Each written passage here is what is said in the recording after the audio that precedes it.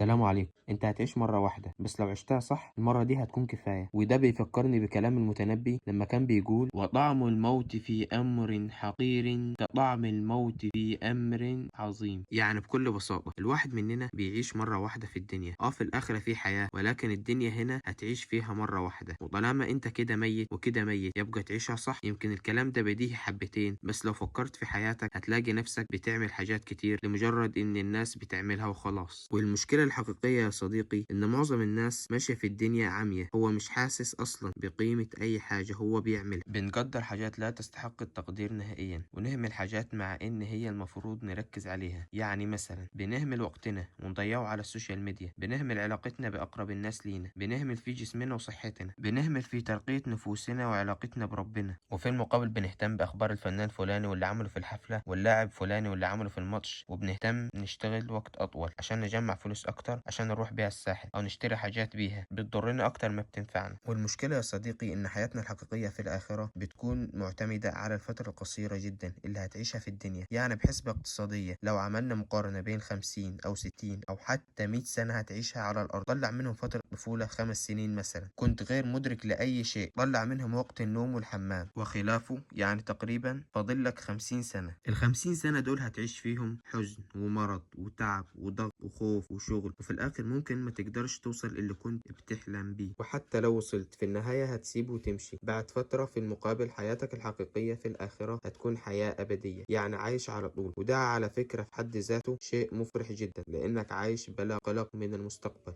وكل ما بتتمنى شيء تلاقيه تحت أمرك. رحم الله الشعراوي كان بيقول: نعيم الدنيا إما يتركك أو تتركه أنت. يعني مالك في الدنيا ممكن يكون مصدر هم في حد ذاته، لأنك مش ضامن إنه يفضل معاك، وممكن يزول منك وفي أي وقت، أو إنك أنت اللي تزول عنه بالموت. أما نعيم الآخرة فلا يزول عنك ولا تزول عنه، وده في حد ذاته سبب كفاية. يعني بالحسبة دي أنت بتضحي بحياتك كلها من أجل شيء. حرفيا سيدنا محمد عليه أفضل الصلاة والسلام علمنا في الحديث الشريف: لا تزول قدم عبد يوم القيامة حتى يسأل عن عمره فيما أفناه، وعن علمه فيما فعل، وعن ماله من أين كسبه وفيما أنفقه، وعن جسمه فيما أبلاه. لو فكرنا مع بعض في الحديث الشريف ده هنكتشف إن ربنا هيسألنا عن كل شيء حرفيا. لازم تخلي ده في اعتبارك. ولو فكرنا كويس هنلاقي إن هي فرصة واحدة وليست حياة واحدة. وجملة عيشها صح مش معناها إن أنت تعمل كل اللي نفسك فيه في الدنيا. ما خلاص بقى هي حياة واحدة فنسيب شغلنا ونركز على اللي بيفرح. لا، مش هو ده المقصود. المقصود بعيشها صح إنك تركز على الأولويات، تركز على الهدف، تركز على رضا ربنا سبحانه وتعالى، علاقتك بوالديك، صحتك النفسية والجسدية. كل دي حاجات أنت نفسك تغيرها حرفيا من فترة، لكن ما عملتش فيها أي حاجة لحد دلوقتي. عشان كده بقول لك اعتبر معايا الفيديو ده فرصة أو إشارة لي. وزي ما بدأنا الفيديو، يمكن في الدنيا تعيش مرة واحدة، ولكن لو ركزت تعيشها صح المرة الواحدة دي كفاية.